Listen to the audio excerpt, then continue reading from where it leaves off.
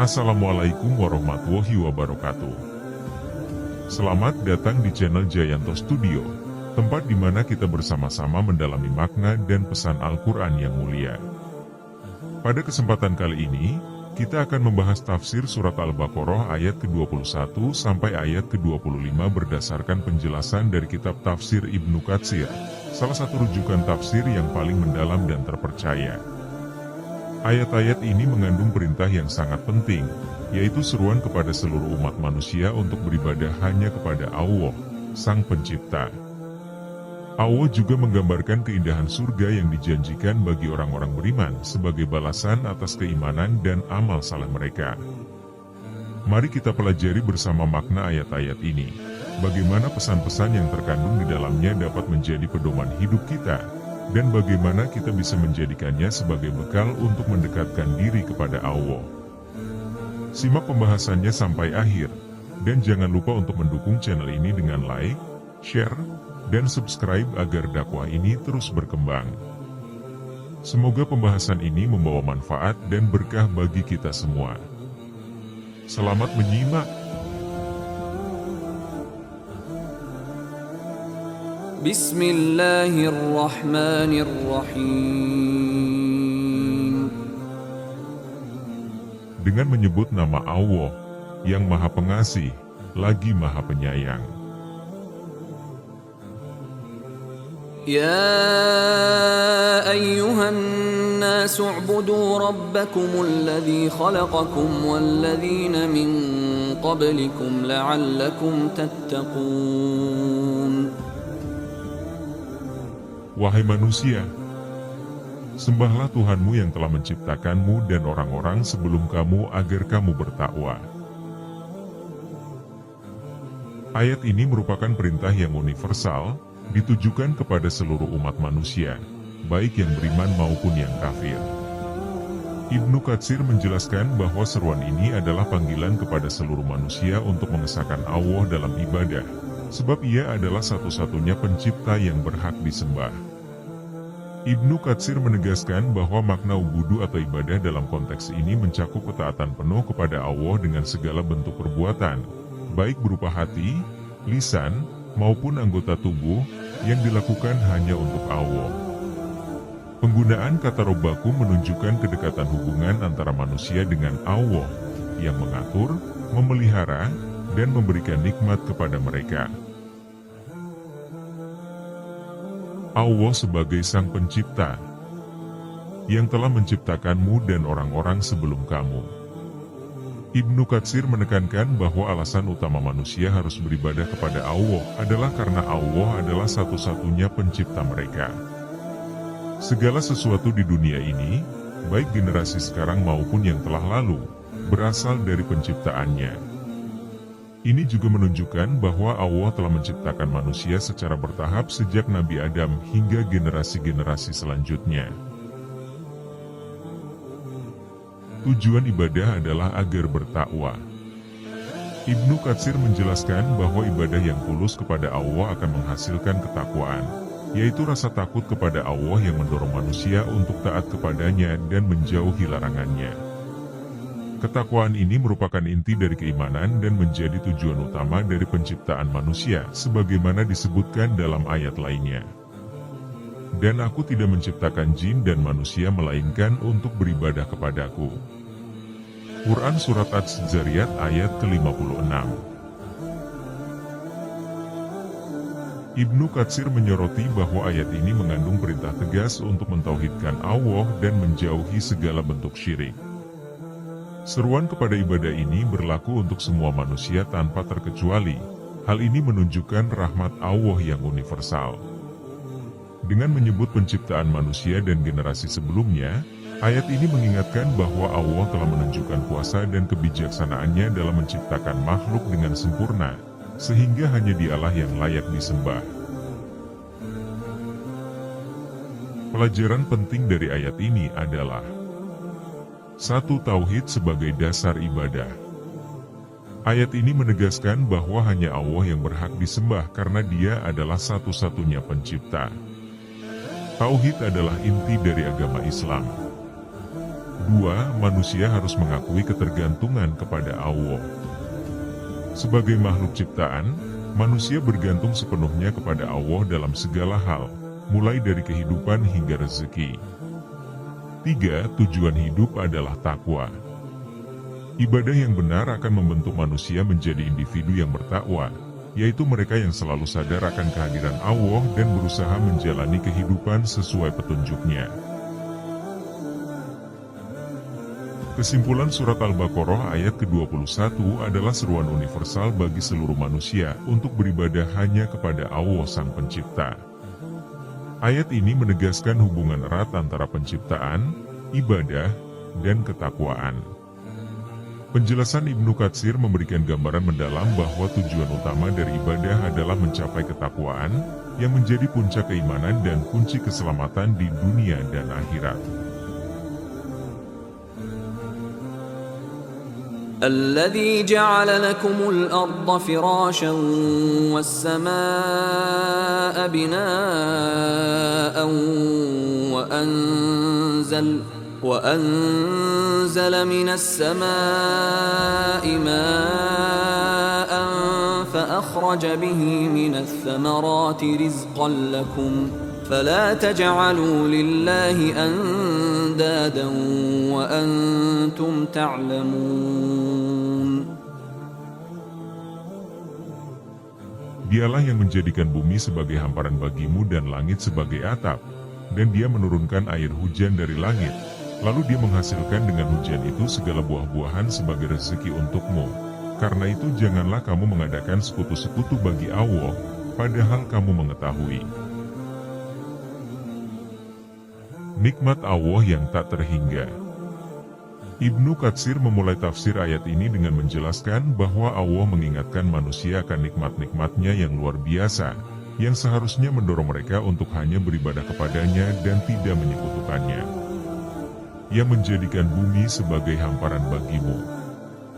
Allah telah menjadikan bumi sebagai tempat tinggal yang nyaman untuk manusia. Kata firasi atau hamparan menunjukkan bahwa bumi diciptakan dalam kondisi yang stabil, mudah dihuni, dan cocok untuk kehidupan. Bumi memiliki tanah yang bisa ditanami, sungai yang mengalir, dan permukaan yang memungkinkan manusia membangun tempat tinggal. Ibnu Katsir menekankan bahwa ini adalah nikmat yang sangat besar, karena tanpa kestabilan bumi, kehidupan manusia tidak akan mungkin terjadi. Dan langit sebagai atap. Langit disebut sebagai atap, yang melindungi bumi dari gangguan luar angkasa, seperti meteorit, dan menjaga keseimbangan ekosistem. Langit juga merupakan tempat keberadaan benda-benda langit seperti matahari, bulan, dan bintang, yang semuanya bermanfaat bagi manusia. Ibnu Katsir menggarisbawahi bahwa langit merupakan salah satu tanda kebesaran Allah yang tidak mungkin bisa ditiru oleh manusia. Dan Dia menurunkan air dari langit. Air hujan adalah nikmat besar lainnya. Ibnu Katsir menjelaskan bahwa hujan adalah tanda rahmat Allah yang membawa kehidupan bagi seluruh makhluk. Hujan turun dengan kadar yang sesuai untuk kebutuhan manusia dan makhluk lainnya, serta menjadi sumber utama keberlangsungan kehidupan.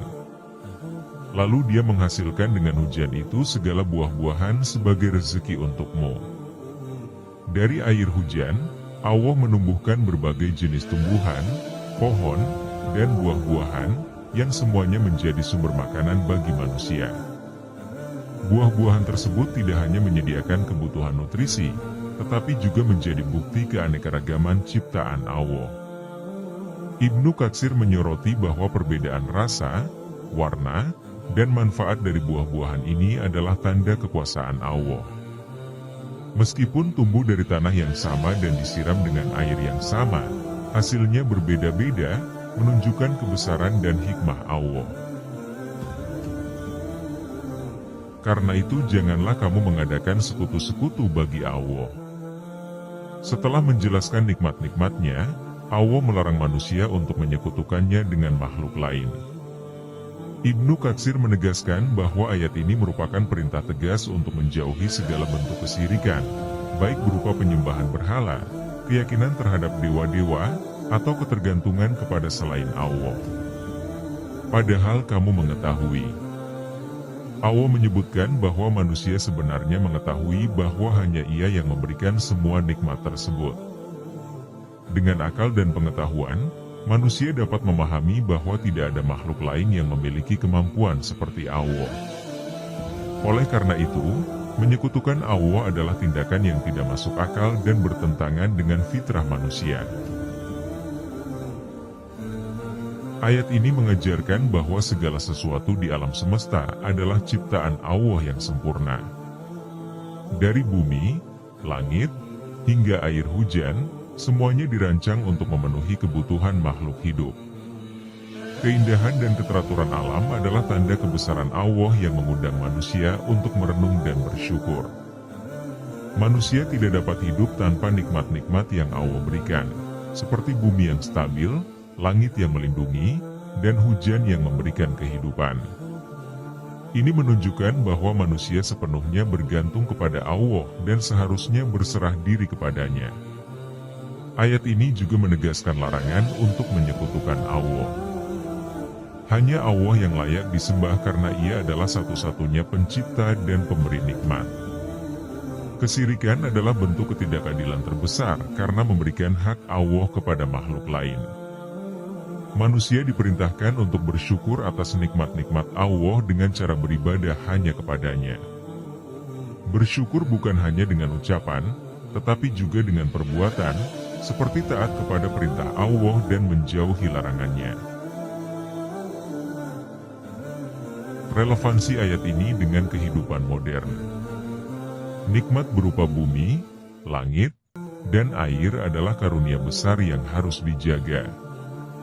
Dalam kehidupan modern, kesadaran terhadap lingkungan menjadi salah satu cara untuk menunjukkan rasa syukur kepada Allah. Menjaga kelestarian alam adalah bagian dari amanah sebagai khalifah di bumi. Meningkatkan ketergantungan kepada Allah. Kemajuan teknologi sering membuat manusia lupa akan ketergantungannya kepada Allah. Ayat ini mengingatkan bahwa di balik semua kemudahan yang kita nikmati, Allah adalah sumber utama dari segala rezeki. Peringatan terhadap kesirikan modern. Kesirikan tidak selalu berupa penyembahan berhala, tetapi juga dapat berupa ketergantungan berlebihan kepada hal-hal duniawi, seperti harta, teknologi, atau kekuasaan.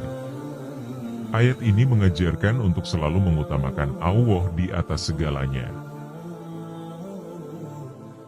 Kesimpulan surat Al-Baqarah ayat ke-22 adalah ayat yang penuh dengan pelajaran dan peringatan.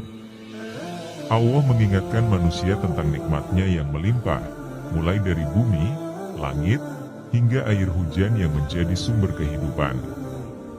Ayat ini menekankan bahwa semua nikmat tersebut hanya berasal dari Allah, sehingga manusia diperintahkan untuk tidak menyekutukannya.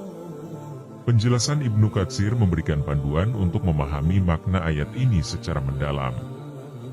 Dari tafsir ini, kita diajak untuk merenungkan kebesaran ciptaan Allah, bersyukur atas nikmatnya, dan menjaga keimanan kita dari segala bentuk kesirikan.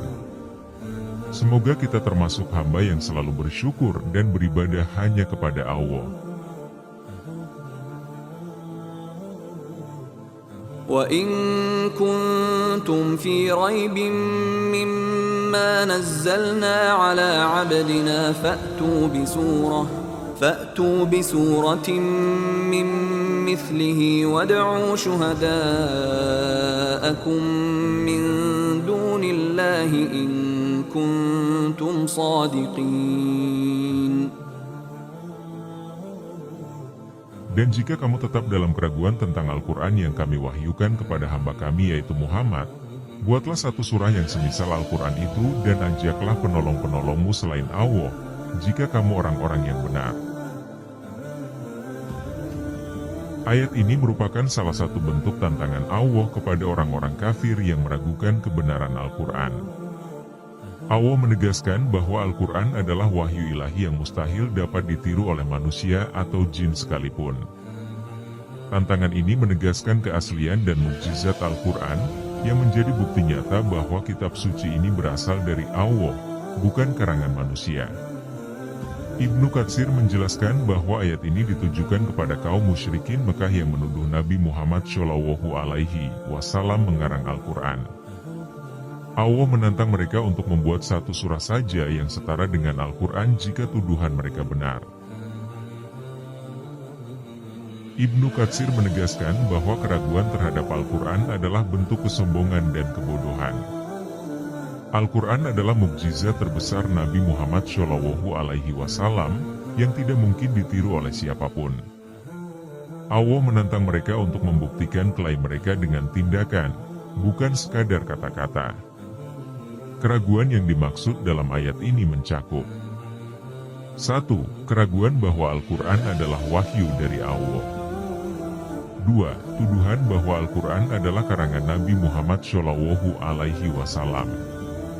3. Ketidakpercayaan terhadap kandungan Al-Quran, termasuk hukum-hukumnya dan berita gaib yang disampaikannya.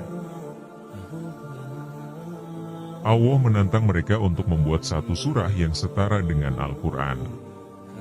Surah dalam konteks ini tidak hanya merujuk pada panjang pendeknya ayat, tetapi juga keindahan bahasanya, kekuatan maknanya, serta kandungan hukum dan petunjuknya. Ibnu Katsir menegaskan bahwa tantangan ini menunjukkan kesempurnaan Al-Quran. Para ahli bahasa Arab yang hidup di zaman Nabi, meskipun mereka sangat fasih dalam bahasa dan sastra Arab, tidak mampu memenuhi tantangan ini. Allah mempersilakan mereka untuk mengajak siapa saja yang bisa membantu mereka, termasuk manusia dan jin, untuk membuat sesuatu yang setara dengan Al-Quran. Namun, tetap saja mereka tidak mampu melakukannya. Menurut Ibnu Katsir, ini adalah bukti nyata bahwa Al-Quran adalah mukjizat yang tidak dapat ditiru oleh siapapun, karena ia berasal dari Allah yang Maha. Ibnu Katsir menjelaskan bahwa mukjizat Al-Quran terletak pada berbagai aspek, di antaranya 1. Keindahan dan ketinggian bahasa. Al-Quran menggunakan bahasa Arab yang paling fasih, padahal Nabi Muhammad SAW bukan seorang penyair atau ahli sastra.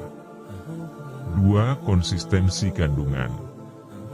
Al-Quran tidak mengandung kontradiksi, meskipun diturunkan secara bertahap selama 23 tahun. 3. Keluasan ilmu.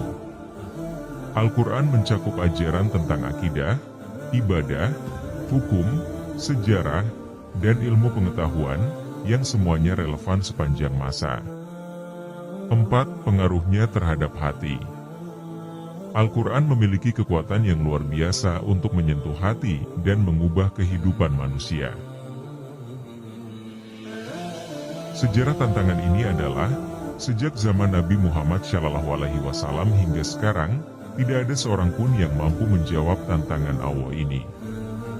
Meskipun banyak yang mencoba, seperti Musailamah Al-Kadzab, hasilnya hanyalah olok-olokan karena tidak ada yang mampu menandingi keindahan dan kedalaman Al-Quran.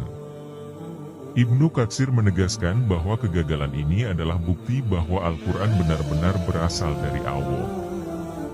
Jika Al-Quran adalah buatan manusia, tentu akan ada yang bisa menirunya. Al-Quran adalah kitab suci yang diturunkan langsung dari Allah, bukan hasil rekayasa manusia. Ayat ini menjadi bukti yang tak terbantahkan atas keasliannya. Mukjizat Al-Quran tidak terbatas pada zaman Nabi Muhammad SAW saja. Hingga kini, keindahan dan kesempurnaan Al-Quran tetap menjadi bukti keilahiannya. Ayat ini mendorong umat Islam untuk lebih mencintai dan memahami Al-Quran. Dengan mempelajari Al-Quran, seseorang akan semakin yakin akan kebenarannya dan semakin dekat dengan Allah. Keraguan terhadap Al-Quran masih ada hingga sekarang, baik dari kalangan non-Muslim maupun Muslim sendiri. Ayat ini menjadi pengingat bahwa Al-Quran adalah pedoman hidup yang sempurna, yang tidak bisa ditiru atau digantikan oleh buatan manusia. Surat Al-Baqarah ayat ke-23 adalah tantangan Allah kepada orang-orang yang meragukan Al-Quran untuk membuktikan klaim mereka dengan membuat satu surah yang setara. Tantangan ini menunjukkan keistimewaan dan keaslian Al-Quran sebagai wahyu Allah yang tak tertandingi. Mukjizat Al-Quran terlihat dalam keindahan bahasanya, konsistensi kandungannya, dan pengaruhnya terhadap manusia. Penjelasan ini mengajarkan kita untuk semakin mencintai Al-Quran, mendalaminya, dan menjadikannya pedoman hidup. Semoga Allah memberikan kita hidayah untuk memahami dan mengamalkan isi Al-Quran. فَإِن لَّمْ تَفْعَلُوا وَلَن تَفْعَلُوا فَاتَّقُوا النَّارَ الَّتِي وَقُودُهَا النَّاسُ وَالْحِجَارَةُ أُعِدَّتْ لِلْكَافِرِينَ. Maka jika kamu tidak dapat membuatnya, dan pasti kamu tidak akan dapat membuatnya, maka peliharalah dirimu dari neraka yang bahan bakarnya manusia dan batu, yang disediakan bagi orang-orang kafir. Ibnu Katsir menjelaskan bahwa ayat ini melanjutkan tantangan Allah kepada manusia dan jin, sebagaimana disebutkan dalam ayat sebelumnya yaitu surah Al-Baqarah ayat ke-23. Allah menantang mereka untuk membuat satu surah saja yang setara dengan Al-Quran jika mereka ragu terhadap kebenaran wahyunya. Maka jika kamu tidak dapat membuatnya, menunjukkan bahwa manusia dan jin, dengan segala keahlian bahasa dan kepandaian mereka, tidak akan mampu menandingi mukjizat Al-Quran. Dan pasti kamu tidak akan dapat membuatnya. Penegasan dari Allah bahwa usaha mereka akan gagal karena Al-Quran adalah firman-Nya yang sempurna, tidak dapat ditiru oleh makhluk manapun. Ancaman neraka bagi yang ingkar. Allah kemudian memperingatkan konsekuensi bagi mereka yang tetap mendustakan Al-Quran setelah tidak mampu memenuhi tantangan tersebut. Maka peliharalah dirimu dari neraka. Ini adalah seruan untuk bertakwa, yakni melindungi diri dari azab Allah dengan menaati perintahnya dan menjauhi larangannya, yang bahan bakarnya manusia dan batu. Ibnu Katsir menjelaskan bahwa manusia yang menjadi bahan bakar neraka adalah orang-orang kafir dan durhaka, sedangkan batu yang dimaksud adalah batu-batu berhala yang mereka sembah. Ini menggambarkan kengerian neraka yang luar biasa, yang disediakan bagi orang-orang kafir. Menunjukkan bahwa neraka telah dipersiapkan khusus untuk orang-orang yang mengingkari Allah dan Rasul-Nya. Mukjizat Al-Quran sebagai bukti kebenaran Islam. Menurut Ibnu Katsir, keunggulan Al-Quran sebagai mukjizat terletak pada susunan kata dan gaya bahasa Al-Quran tidak tertandingi dalam sastra Arab, meskipun diturunkan dalam bahasa Arab yang dimengerti oleh bangsa Arab. Kedalaman makna setiap ayat mengandung hikmah, hukum, dan pelajaran yang relevan sepanjang masa. Kebenaran ilmiah dan fakta dalam Al-Quran banyak yang sesuai dengan ilmu pengetahuan modern, meskipun diturunkan 1400 tahun lalu. Meskipun demikian, kaum kafir Quraisy dan para penentang Islam pada masa Nabi Muhammad SAW tetap menolak Al-Quran, bahkan setelah mereka tidak mampu menandingi satu surah pun darinya. Tantangan yang gagal dipenuhi. Ibnu Katsir menyebutkan bahwa Allah telah memberikan tantangan ini sebanyak 3 kali dalam Al-Quran. 1. Membuat kitab yang serupa dengan Al-Quran, surah Hud ayat ke-13. 2. Membuat 10 surah saja yang serupa, surah Hud ayat ke-13. 3. Membuat 1 surah saja, surah Al-Baqarah ayat ke-23. Namun, tidak ada satupun dari mereka yang berhasil memenuhi tantangan tersebut, meskipun mereka terkenal sebagai ahli sastra. Kegagalan ini menunjukkan kelemahan mereka di hadapan firman Allah yang sempurna. Kengerian neraka dalam penjelasan Ibnu Katsir. Bahan bakar neraka adalah manusia, yaitu orang-orang yang mengingkari kebenaran, baik dari kalangan manusia maupun jin, akan menjadi bahan bakar neraka.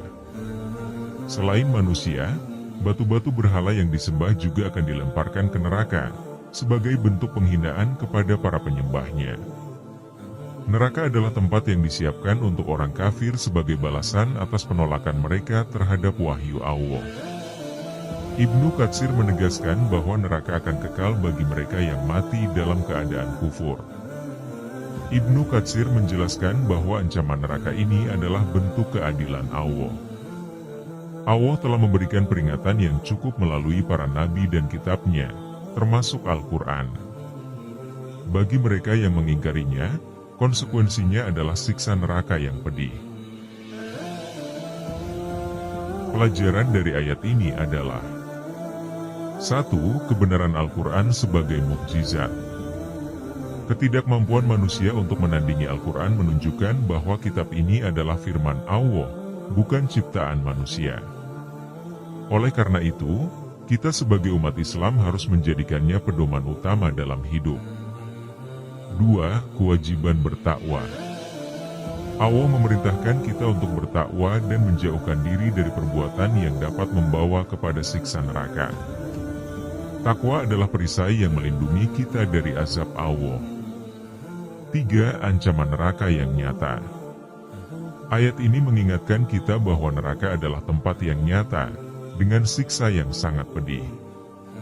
Ancaman ini seharusnya mendorong kita untuk meningkatkan keimanan dan amal saleh. 4. Keadilan Allah dalam memberikan peringatan. Sebelum memberikan hukuman, Allah selalu memberikan peringatan dan kesempatan bagi manusia untuk bertaubat. Mereka yang tetap ingkar setelah datangnya peringatan tidak dapat menyalahkan siapapun selain diri mereka sendiri. وَبَشِّرِ الَّذِينَ آمَنُوا وَعَمِلُوا الصَّالِحَاتِ أَنَّ لَهُمْ جَنَّاتٍ تَجْرِي مِنْ تَحْتِهَا الْأَنْهَارُ كُلَّمَا رُزِقُوا مِنْهَا مِنْ ثَمَرَةٍ رِزْقًا قَالُوا هَذَا الَّذِي رُزِقْنَا مِنْ قَبْلُ وَأُتُوا بِهِ مُتَشَابِهًا وَلَهُمْ فِيهَا أَزْوَاجٌ مُطَهَّرَةٌ وَهُمْ فِيهَا خَالِدُونَ. Dan sampaikanlah kabar gembira kepada orang-orang yang beriman dan beramal saleh, bahwa bagi mereka disediakan surga-surga yang mengalir di bawahnya sungai-sungai. Setiap mereka diberi rezeki buah-buahan dalam surga-surga itu, mereka mengatakan, inilah yang pernah diberikan kepada kami dahulu. Mereka diberi buah-buahan yang serupa, dan untuk mereka di dalamnya ada pasangan-pasangan yang suci, dan mereka kekal di dalamnya. Kabar gembira bagi orang beriman. Ayat ini dimulai dengan perintah Allah kepada Rasul-Nya untuk menyampaikan kabar gembira kepada orang-orang yang memiliki dua kriteria utama. Beriman, yaitu percaya kepada Allah, malaikat, kitab-kitabnya, para nabi, hari kiamat, dan takdir baik maupun buruk. Beramal saleh, yaitu amal perbuatan yang sesuai dengan syariat Allah dan niat yang ikhlas semata-mata karenanya. Ibnu Katsir menjelaskan bahwa keimanan tanpa amal saleh tidak cukup, begitu pula amal tanpa keimanan tidak akan diterima oleh Allah Subhanahu wa Ta'ala. Keduanya harus berjalan seiring agar seseorang mendapatkan balasan berupa surga. Gambaran surga atau jannah yang indah. Dalam ayat ini, surga digambarkan sebagai tempat yang penuh kenikmatan. Beberapa ciri-ciri surga yang disebutkan adalah: 1. Jannah. Kata jannah berarti taman yang luas, penuh dengan pohon-pohon rindang, keindahan, dan kenyamanan. Surga disebut dalam bentuk jamak, karena terdapat berbagai tingkatan surga yang disediakan bagi para hamba Allah yang bertakwa. 2. Sungai-sungai yang mengalir. Salah satu keistimewaan surga adalah sungai-sungai yang mengalir di bawah taman-taman tersebut. Sungai ini tidak seperti sungai di dunia, karena terdiri dari air, susu, madu, dan hamar yang tidak memabukkan. Sungai-sungai ini melambangkan kemurnian, kelimpahan, dan keindahan yang tak pernah berakhir. Buah-buahan yang serupa. Setiap mereka diberi rezeki buah-buahan, mereka mengatakan, inilah yang pernah diberikan kepada kami dahulu. Mereka diberi buah-buahan yang serupa. Ibnu Katsir menjelaskan bahwa buah-buahan yang ada di surga menyerupai buah-buahan di dunia dalam hal nama dan bentuk, tetapi berbeda dalam rasa dan kelezatan.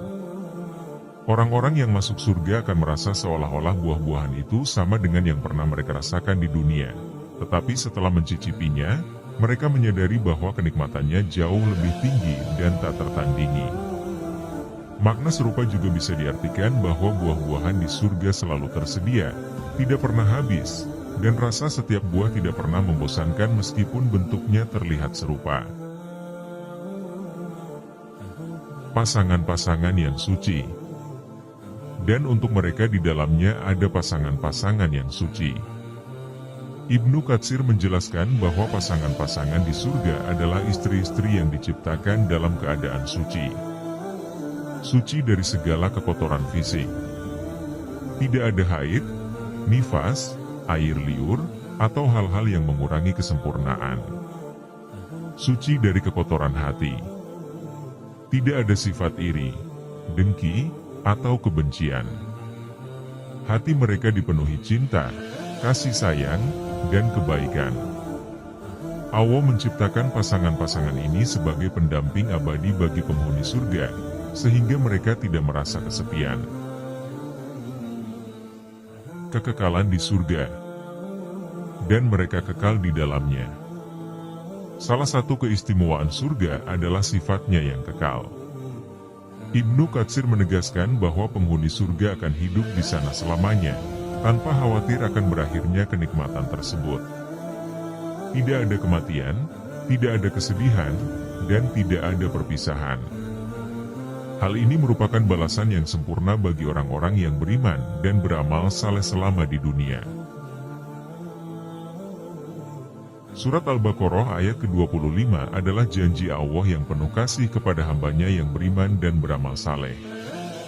Ayat ini menggambarkan surga sebagai tempat yang indah, penuh kenikmatan, dan kekal. Dengan penjelasan dari Ibnu Katsir, kita dapat memahami bahwa surga adalah balasan sempurna bagi mereka yang taat kepada Allah dan menjalani hidup sesuai dengan ajarannya. Semoga ayat ini menjadi motivasi bagi kita semua untuk terus meningkatkan iman, berbuat amal saleh, dan mempersiapkan diri untuk kehidupan abadi di akhirat. Amin. Alhamdulillah, kita telah sampai di penghujung pembahasan tafsir surat Al-Baqarah ayat ke-21 sampai dengan ayat ke-25 berdasarkan penjelasan mendalam dari Ibnu Katsir. Ayat-ayat ini mengandung pelajaran yang sangat penting, mulai dari perintah untuk beribadah hanya kepada Allah Subhanahu wa Ta'ala, penegasan tentang kekuasaannya yang menciptakan langit dan bumi, hingga kabar gembira bagi orang-orang beriman berupa surga yang penuh kenikmatan. Dari ayat-ayat ini, kita belajar bahwa keimanan kepada Allah harus diiringi dengan amal saleh yang tulus. Surga yang dijanjikan bukanlah hadiah tanpa usaha, melainkan balasan yang luar biasa untuk mereka yang beriman, taat, dan berjuang di jalannya. Gambaran surga dalam ayat ini mengingatkan kita akan keindahan dan kenikmatan yang abadi, jauh melebihi apapun yang kita rasakan di dunia. Selain itu, ayat ini juga menegaskan sifat rahmat Allah yang begitu besar. Allah tidak hanya menciptakan kita, tetapi juga memberikan petunjuk melalui wahyunya agar kita bisa menjalani hidup dengan tujuan yang jelas dan akhir yang baik. Tugas kita adalah merespon seruan Allah dengan iman yang kuat dan amal yang benar. Semoga pembahasan ini dapat menambah pemahaman kita tentang Al-Quran, memperkuat keimanan, dan memotivasi kita untuk terus meningkatkan amal kebaikan. Jangan lupa untuk senantiasa membaca, memahami, dan mengamalkan Al-Quran dalam kehidupan sehari-hari, karena di dalamnya terdapat petunjuk dan cahaya bagi mereka yang ingin mendekatkan diri kepada Allah Subhanahu wa Ta'ala. Terima kasih telah menyimak video ini hingga akhir. Jika Anda merasa video ini bermanfaat, jangan lupa untuk like, share, dan subscribe agar lebih banyak saudara kita yang dapat belajar bersama tentang tafsir Al-Quran. Dan jika Anda memiliki pertanyaan atau masukan, silakan tuliskan di kolom komentar. Kami sangat menghargai partisipasi Anda. Semoga Allah selalu membimbing kita di jalannya dan menjadikan kita termasuk golongan orang-orang yang mendapatkan surganya. Sampai jumpa di video berikutnya. Insya Allah kita akan membahas tafsir ayat-ayat Al-Quran lainnya yang penuh hikmah dan pelajaran. Wassalamualaikum warahmatullahi wabarakatuh.